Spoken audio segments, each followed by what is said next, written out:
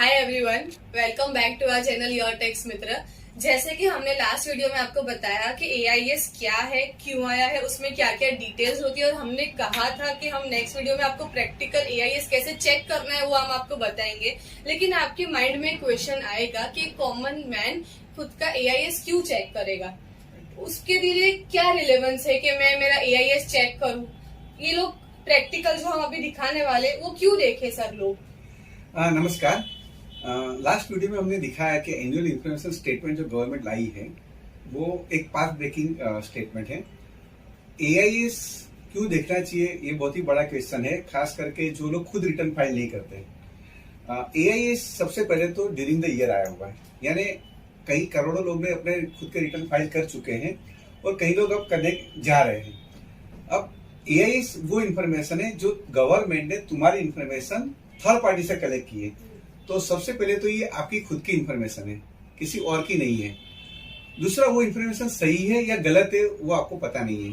हमने देखा कि कई बार डुप्लीकेशन भी आ रही है, कई इन्फॉर्मेशन ऐसी है जो आपके रिलेटेड नहीं है, फिर भी वो लोग ने दिखाई है।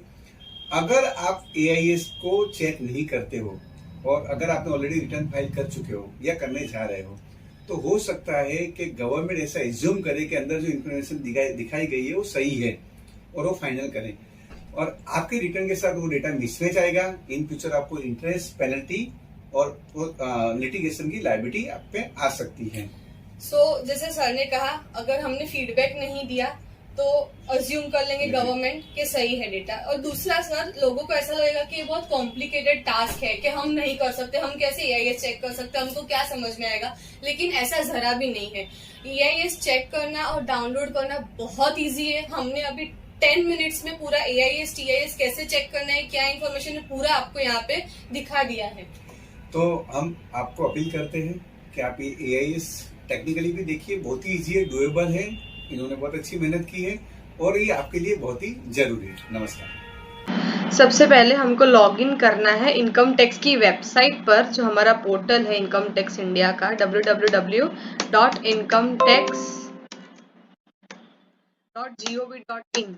इस पर हम लॉगिन करेंगे। ये हमारा पोर्टल है इनकम टैक्स की वेबसाइट का। यहाँ पर आपको लॉगिन का एक बटन दिखेगा, सी एंड लॉगिन के बाजू में रजिस्टर दिखेगा। आप अगर इनकम टैक्स की वेबसाइट पर नए हो, अभी तक आप रजिस्टर्ड नहीं हो, तो आपको पहले यहाँ से रजिस्टर करना होगा, फिर उसके बाद ही आप लॉगिन कर सकेंगे।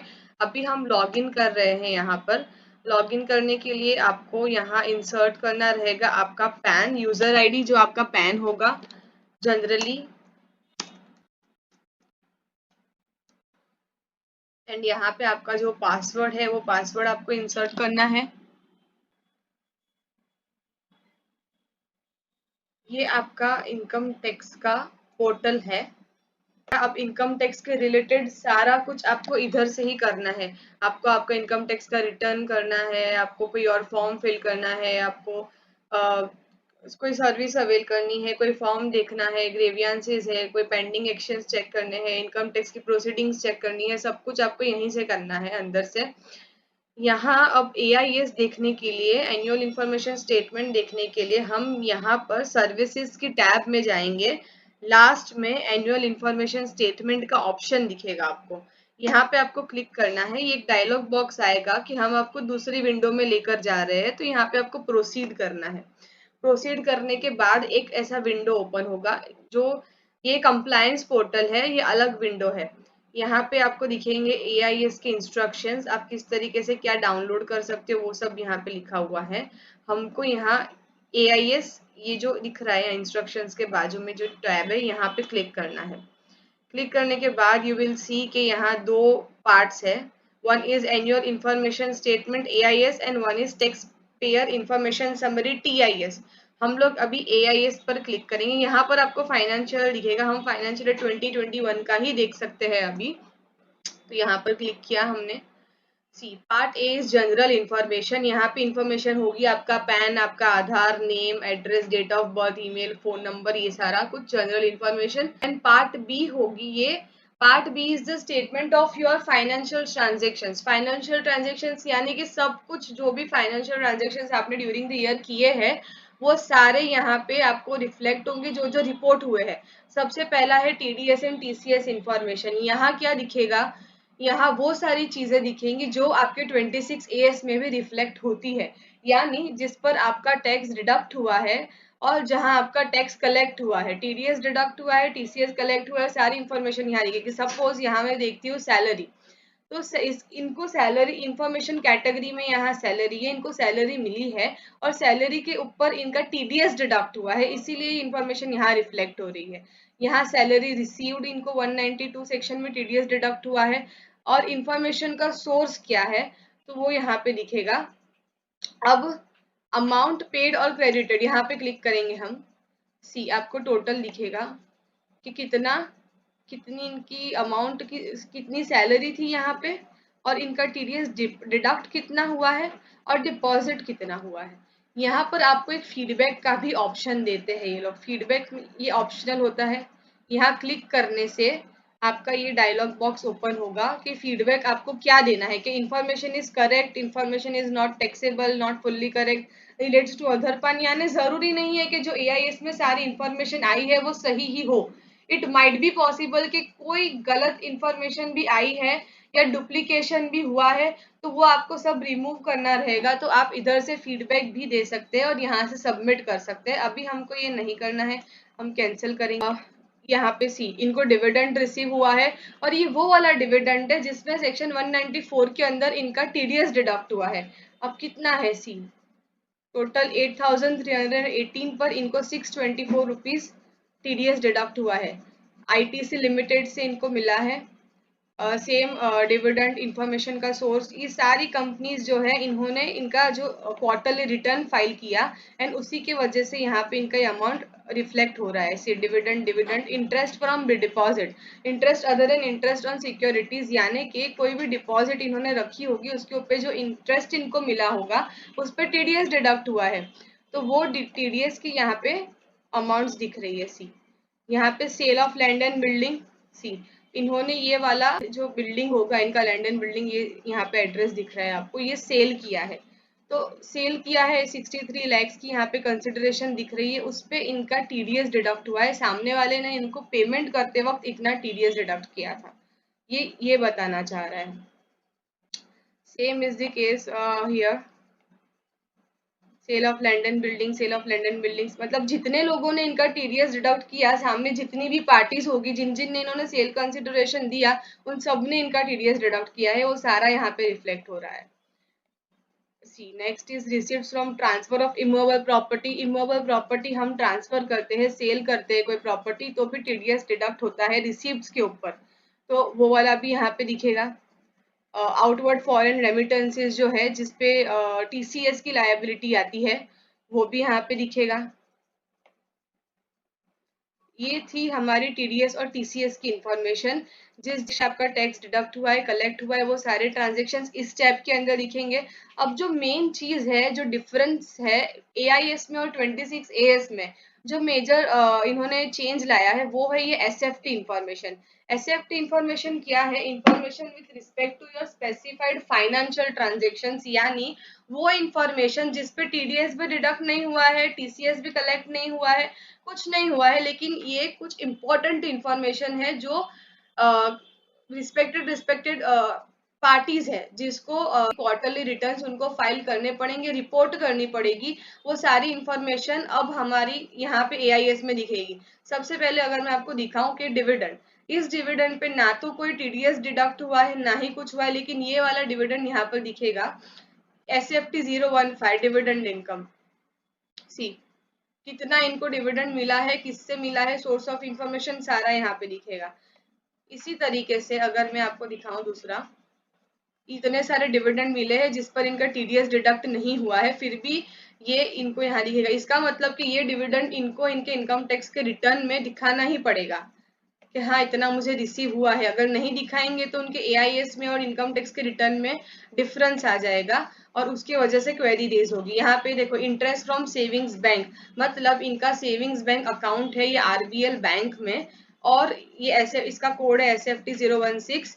इनको इंटरेस्ट मिला है 2,20,000। अब ये इंटरेस्ट अगर वो इनकम टैक्स के रिटर्न में नहीं डिक्लेयर करते हैं तो भी यहाँ पे डिस्क्रिपेंसीज होगी। अगर ये इंटरेस्ट में कुछ प्लस माइनस है तो यहाँ पे आप फीडबैक भी दे सकते हो।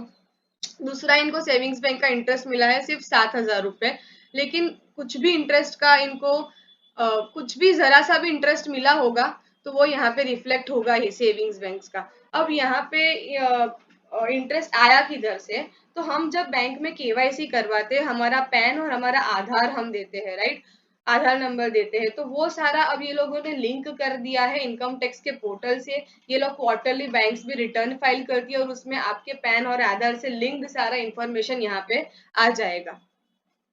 Next is C interest from deposit, मतलब कोई एफडी में से इनको एफडी की इनको इंटरेस्ट मिला है जिसपे टीडीएस डिडक्ट नहीं हुआ है, फिर भी यहाँ पे वो दिखेगा। Sale of land and building, ये sale of land and building इधर क्यों दिख रहा है, क्योंकि जो हम सेल करते हैं तो रजिस्ट्रार होते हैं, जो म्यूनिसिपैलिटी होती है, वो सबको हम डॉक्यूमेंट्स देते हैं, राइट। सो उन लोगों को भी रिपोर्ट करने रहते हैं ट्रांजेक्शन्स क्वार्टरली। तो यहाँ पे 2,52,00,000 का इन्होंने sale of land and building किया है, वो पूरा यहाँ पे दिखेगा। सी ये इन्फॉर्मेशन किसने फाइल की है, joint sub registrar of Mumbai. Next है sale of securities and mutual fund. इसका मतलब कि हमने म्यूचुअल फंड का यूनिट सेल किए है या तो हमने शेयर्स सेल किए हैं शेयर मार्केट में, तो वो सारा इंफॉर्मेशन यहाँ पे आ जाएगा। 35 lakhs के इन्होंने सेल किए हैं shares.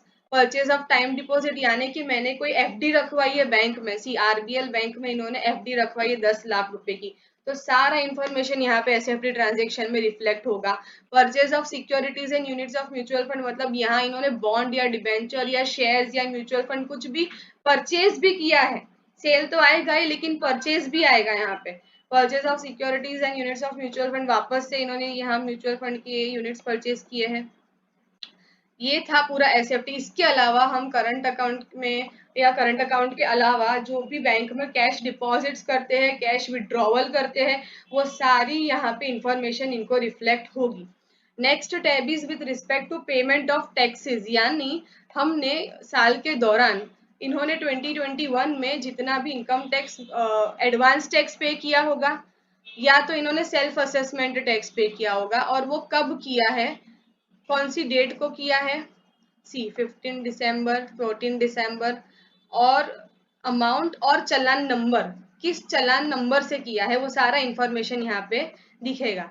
Next is demand and refund. Demand आपकी अगर कोई आई है इनकम टैक्स डिपार्टमेंट से, आपको रिफंड रिसीव हुआ है डिपार्टमेंट से, तो कौन से साल का है, किस मोड से आया है, नेचर क्या है, अमाउंट कितनी है, डेट क्या है, वो सारा यहाँ पे रिफ्लेक्ट होगा।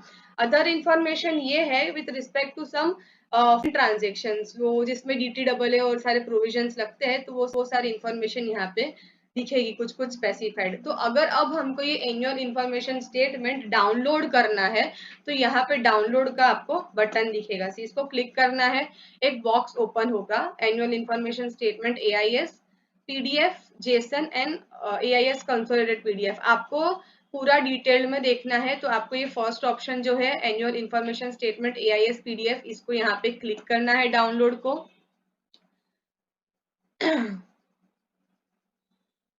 ये यहाँ डाउनलोड हो गया। अब यहाँ पे मैं क्लिक करूंगी ओपन करने के लिए, लेकिन ये ओपन नहीं होगा क्योंकि ये है पासवर्ड प्रोटेक्टेड, इसको पासवर्ड चाहिए।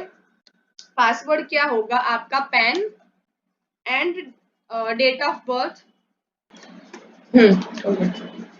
ये है आपका AIS downloaded in PDF form, जो हमने वहां पे डिस्कस किया, अलग अलग टैब्स आपको दिखा है, वो सारा इधर आपको एक PDF में रिफ्लेक्ट हो जाएगा। सी ये पूरा PDF आप प्रिंट आउट भी निकाल सकते हो, चेक कर सकते हो, वेरीफाई कर सकते हो, फाइल में डॉक्यूमेंट मेंटेन कर सकते हो ईयर वाइज, ये सारा कुछ आप कर सकते हो। अब हम यहाँ पे बात करेंगे टैक्स पेयर इंफॉर्मेशन समरी की। ये क्या है, टैक्स पेयर इंफॉर्मेशन समरी, जो कुछ हमने AIS में देखा उसकी पूरी समरी, या और ये है एक सोर्स और एक लिंक आपके प्रीफिल्ड ITR के तरफ। जैसे कि आपको सैलरी से यहाँ इतनी इनकम मिली है, डिविडेंड से इतनी मिली है, interest from savings bank, interest from deposits, ये आपको यहाँ दो वैल्यूज दिखेगी, प्रोसेस्ड वैल्यू और डिराइव्ड वैल्यू। डिराइव्ड वैल्यू मतलब हमने अगर कोई एंटिटी की इंफॉर्मेशन को एक्सेप्ट नहीं किया है और उसको हम फीडबैक दे रहे हैं और वो मॉडिफाई हो रही है अगर इंफॉर्मेशन आफ्टर वेरिफिकेशन, तो यहाँ पे वो चेंज्ड इंफॉर्मेशन आएगी जिसको डिराइव्ड वैल्यू कहेंगे। ये पूरा purchase of securities, purchase of fix deposits, outward remittances in foreign currency, sale of securities and shares, ये सारी इंफॉर्मेशन एक समराइज्ड फॉर्म में आपको मिलेगी। और ये सारी इंफॉर्मेशन आपको ध्यान रखना है कि आपके इनकम टैक्स रिटर्न में भी आपने शो की है। यहाँ पे डाउनलोड का आपको बटन दिखेगा, ये सिर्फ पीडीएफ फॉर्म में ही डाउनलोड हो सकता है, तो इसको यहाँ से डाउनलोड कर सकते हैं हम, same as AIS। And this was all about AIS and TIS। Everyone, अगर आपने आपका AIS अभी तक चेक नहीं किया है तो please go to the income tax portal, log in and आपका AIS चेक करो। अगर आपका इनकम टैक्स का रिटर्न फाइल करना बाकी है तो आपको क्रॉस वेरीफाई करना है, उसके बाद ही आपको आपका इनकम टैक्स का रिटर्न फाइल करना है। Thank you.